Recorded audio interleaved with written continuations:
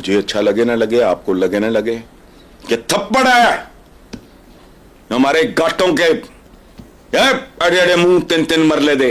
PM Narendra Modi का 3 दिन का श्रीलंका का सफर।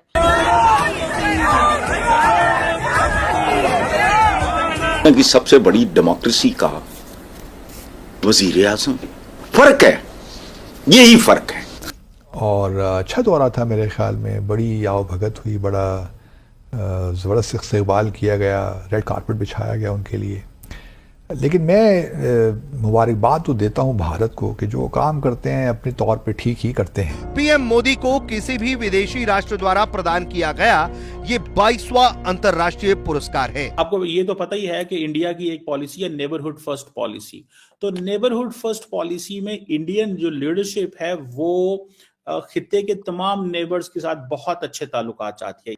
उधर तुर्किया में तैयब एर्दोगान हुकूमत के खिलाफ मुजाहिरों में शिद्दत आ गई, तलबा सरापा एहतजाज हो गए। जो मुझे लगता है मोदी साहब जिस चीज पे फोकस करेंगे वो डिफेंस के ताल्लुकात भी है। आप उसकी पॉलिसी से, उसके अंदाज से इख्तलाफ करें, इत्तेफाक करें, तो उसको सान भी है। लेकिन श्रीलंकन प्रेसिडेंट जो है वो कुछ अर्सा पहले इंडिया होके गए हैं, जहां पे उनको बहुत जबरदस्त इन्होंने इंडिया ने वेलकम दिया। दोस्तों नमस्ते।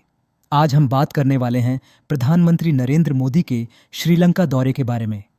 जी हाँ, मोदी जी 3 दिन के लिए श्रीलंका में हैं और उनका स्वागत वाकई में भव्य रहा है। ये दौरा खास है क्योंकि श्रीलंका में सत्ता परिवर्तन के बाद ये उनका पहला दौरा है। और यार, इस ग्रैंड वेलकम को देखकर पाकिस्तान भी सकते में है तले है। आज ही पीएम मोदी की श्रीलंका के राष्ट्रपति अनुराग कुमार दसनायके के साथ द्विपक्षीय बातचीत हुई। इस मीटिंग में कुल 7 बड़े समझौते हुए। ये तो कमाल की बात है ना? लेकिन सबसे खास बात यह है कि श्रीलंका ने पीएम मोदी को मित्र विभूषण से सम्मानित किया। ये एक ऐसा सम्मान है जो उन देशों के राष्ट्राध्यक्षों को दिया जाता है जिनके साथ श्रीलंका के बहुत अच्छे संबंध होते हैं। मतलब ये विदेशियों को मिलने वाला श्रीलंका का सबसे बड़ा अवार्ड है।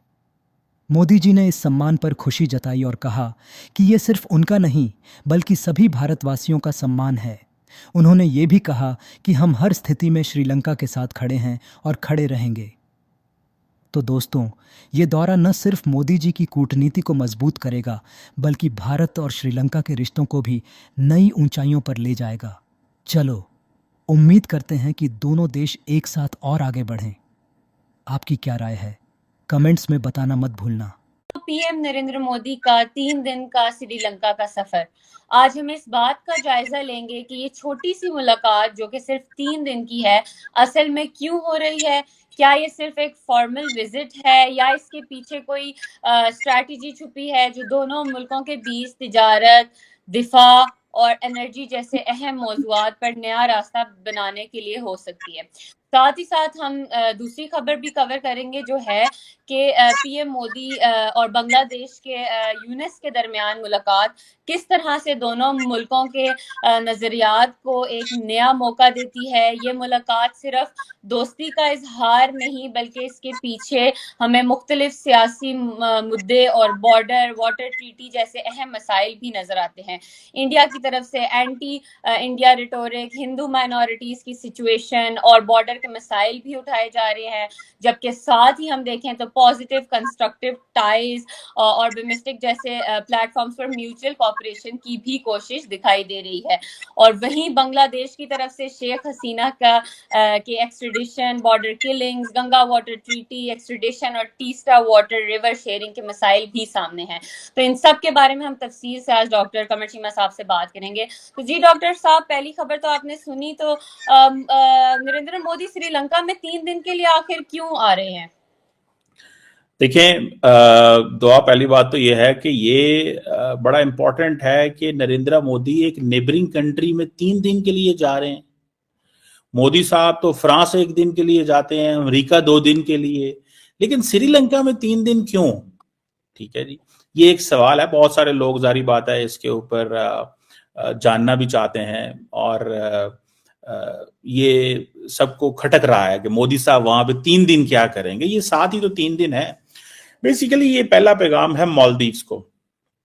कि हमारे पास आपको ये तो पता ही है कि इंडिया की एक पॉलिसी है नेबरहुड फर्स्ट पॉलिसी। तो नेबरहुड फर्स्ट पॉलिसी में इंडियन जो लीडरशिप है वो खित्ते के तमाम नेबर्स के साथ बहुत अच्छे ताल्लुकात चाहती है। ये जो इस वक्त हुकूमत श्रीलंका के अंदर आई है, जिसमें ये जो श्रीलंका के प्रेसिडेंट हैं, ये आप समझ लें कि प्रेसिडेंट अनुरा कुमारा जो हैं, ये इनकी ये एक कम्युनिस्ट माइंडसेट के बंदे थे और ये माजी में जो जिसे कहते हैं ना हुकूमत के खिलाफ बड़ा रहे। और इस दफा जब श्रीलंका में आपको याद होगा कि डिफॉल्ट कर गया तो फिर एक गवर्नमेंट आई और फिर उसके बाद जब इलेक्शंस हुए तो ये सामने आ गए।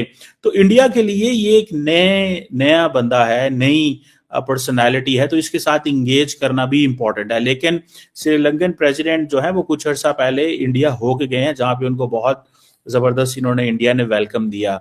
असल में 3, 4, 5 इंपॉर्टेंट पॉइंट्स हैं जिसके ऊपर बात करनी जरूरी है।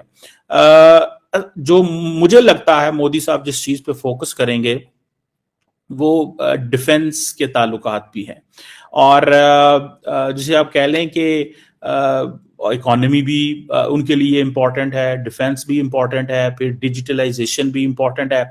बहुत सारे एरियाज पे काम करने की जो है वो जो पोजीशन वो तैयार की गई है, और बहुत सारे एरियाज पे ये बताया जाएगा कि कहाँ कहाँ इंडिया मजीद इन्वेस्टमेंट करने जा रहा है। मैं आपको बताता चलूं कि जब श्रीलंका जो है वो बार बार कह रहा है कि हमें फॉरेन इन्वेस्टमेंट चाहिए इकोनॉमी को स्टेबलाइज करने के लिए, जो फाइनेंशियल क्राइसिस 2022 में आया था, इंडिया ने ऑलरेडी $4 बिलियन की फाइनेंशियल असिस्टेंस अप्रूव की हुई है श्रीलंका के लिए। दैट्स अ बिग मनी, ठीक है जी। सो इंडिया जो है वो श्रीलंका का बायलैटरल लेंडर भी है, जिन्होंने इंडिया ने ये भी वादा किया हुआ है कि वो $1.36 बिलियन का जो रिस्ट्रक्चर करेंगे लोन, क्योंकि श्रीलंका जब 2022 के अंदर डिफॉल्ट कर गया था। सो इंडिया इसलिए भी इंपॉर्टेंट है श्रीलंका के लिए। लेकिन इसके बावजूद नरेंद्र मोदी 3 दिन गुजारना चाहते हैं कि वो एक जो नया जो पॉलिटिकल क्लास है, देखिए जो माजी में जो लीडरशिप थी राजा पाक्सास, वो एक और माइंडसेट के लोग थे, वो एक डिफरेंट थे, उनके साथ भी अच्छे ताल्लुकात थे। लेकिन ये एक डिफरेंट जो लीडरशिप आई है, और ये थोड़े से टफ हुआ करते थे इंडिया के हवाले से, लेकिन अब उनको पता है कि इंडिया के बगैर हमारा कोई गुजारा नहीं है। पाकिस्तान की इमेज जो है वो डे बाय डे डाउन होती जा रही है, और उनमें हमारे एनिमीज कंट्रीज या फिर जो ताकतवर कंट्रीज है वो नहीं, बल्कि पाकिस्तानी लोग ही कहीं ना कहीं इस चीज में इन्वॉल्व हैं।